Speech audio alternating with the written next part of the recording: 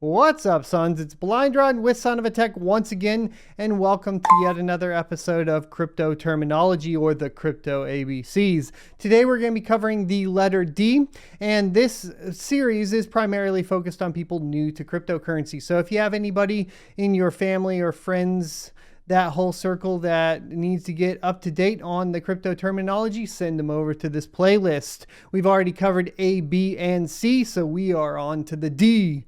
And we will get into it right after a word from our sponsor. Today's sponsor is myself. To support the channel, click the join button below the video and you will get access to our privately hosted Rocket Chat.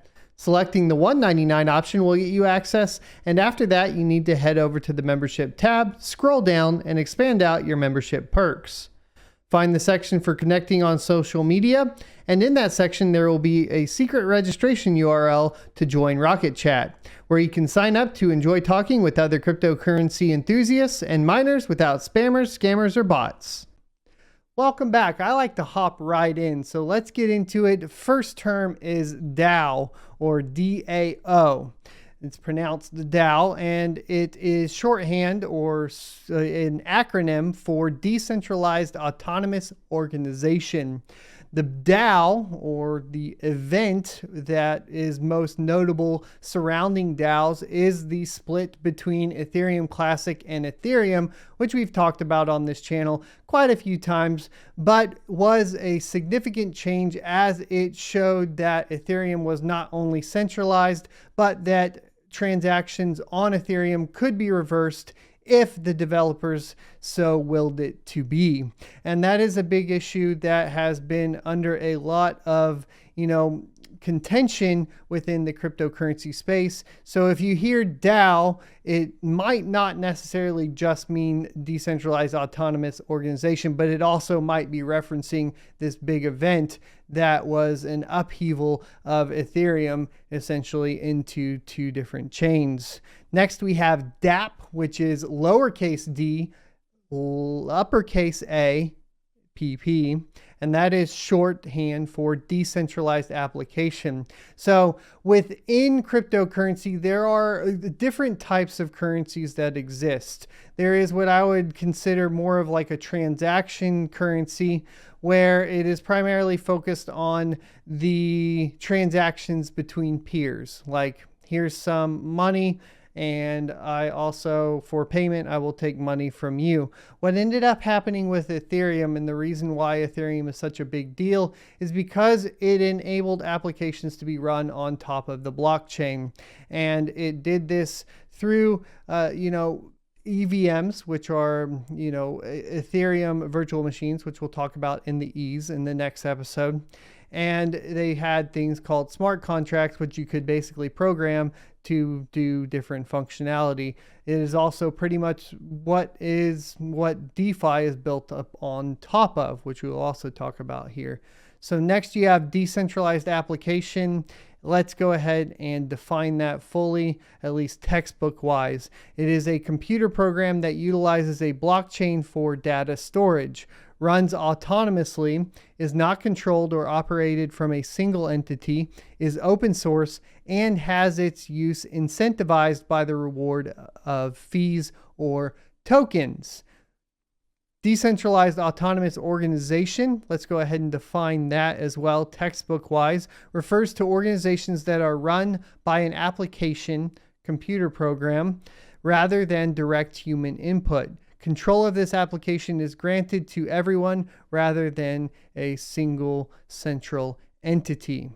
Next, we have decryption. And of course, whenever we're talking about cryptocurrency, I want to point you guys back to basically researching anything that has to do with the internet and encryption if you want to understand more of the principles behind cryptocurrency. But decryption is turning encrypted ciphertext back into plain text. So you have your cipher that goes out, and then on the back end or on the delivery end where it ends up, you would basically decrypt it to get the actual message, whatever that may be.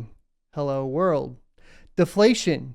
When the demand for a particular cryptocurrency decreases, bringing down the price of its economy. So this is basically whenever you have deflation or in this case is for cryptocurrency. And that just means, of course, bringing the price down. So there you go. Depth chart. This graph plots the request to buy, known as bids, and the request to sell, known as asks, on a chart. Because you can put a limit order on your buy or sell transaction, the depth chart shows the crossover point at which the market is most likely to accept a transaction in a timely fashion. It also shows if there are any significant buy walls or sell walls in place. Whenever you're talking about trading analysis, TA, which we'll talk about obviously in this series, this is something that is looked at a lot. And if you hear people talking about buy walls or pay walls, it just basically means within the exchange, people have already set a certain amount of cryptocurrency, usually one in particular, right, at a certain price to sell at. And so for the cryptocurrency to go down further, it would have to blast through the entire buy wall, right, or the entire sell wall. So to either go up or down, depending on which wall we're referencing, right? Next, deterministic wallet. This type of wallet is created by producing multiple keys from a seed. If you lose this wallet, your wallet key can be recovered from the seed. Plus, when you make transactions, instead of producing new keys each time, you use variations from the seed, which makes it more transferable and easier to store. Difficulty.